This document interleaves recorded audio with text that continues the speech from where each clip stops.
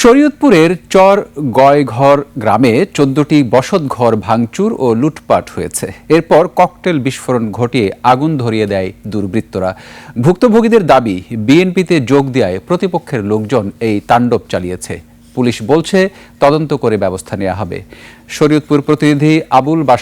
বিদেশ থেকে দেশে রেমিটেন্সের টাকা আসে নিরাপদে, তাই আজই আপনার আপনজনকে বলে রাখুন, রেমিটেন্সের টাকা যেন শুধু নগদেই পাঠায়।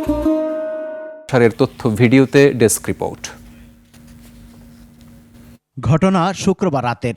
সদর উপজেলার শোলপাড়া ইউনিয়নের চেয়ারম্যান আব্দুল মান্নান ভাসানীর বসতঘর ভাঙচুর ও লুটপাট করে দুর্বৃত্তরা।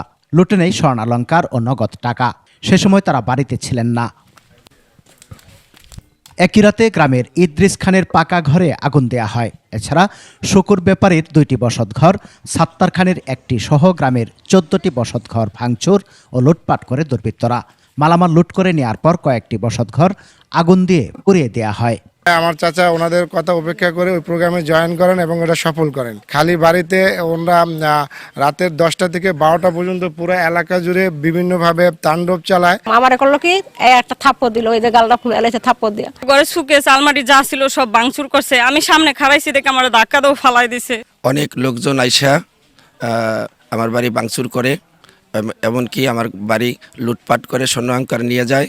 শরীয়তপুর ১ আসনের বিএনপি মনোনীত প্রার্থী সাইদ আহমেদ আসলাম ও জেলা বিএনপির সাধারণ সম্পাদক সর্দার AKM নাসির উদ্দিন কালু ঘটনাস্থল পরিদর্শন করেন। এটা সুষ্ঠু বিচার হওয়া উচিত, সেটা যেই হোক, সে আমার ভাইও যদি হয়, আমার যত যেই হোক, তবে আমি মনে করি দেশের শান্তি, দেশের শান্তির জন্য এটা অবশ্যই হওয়া উচিত। এই যে বাড়িঘরগুলি যে ক্ষতি করছে, এটা আসলে অবর্ণনীয়। পুলিশ বলছে তদন্ত করে দোষীদের আইনের আওতায় আনা হবে। সকালবেলায় 3টি অবিস্ফোরিত ককটেলের কথা শুনি এবং এসে আমরা এই অবিস্ফোরিত ককটেল উদ্ধারপূর্বক জব্দ করি এবং কি ঘটনা ঘটেছে আমরা সাক্ষীদেরকে জিজ্ঞাসাবাদ করছি, ঘটনাস্থলের ছবি তুলেছি, তদন্তাধীন আছে। পরিস্থিতি এখন নিয়ন্ত্রণে থাকলেও ঘটনার পর থেকে এলাকায় থমথমে অবস্থা বিরাজ করছে। সমর ইসলাম, ২১ টেলিভিশন।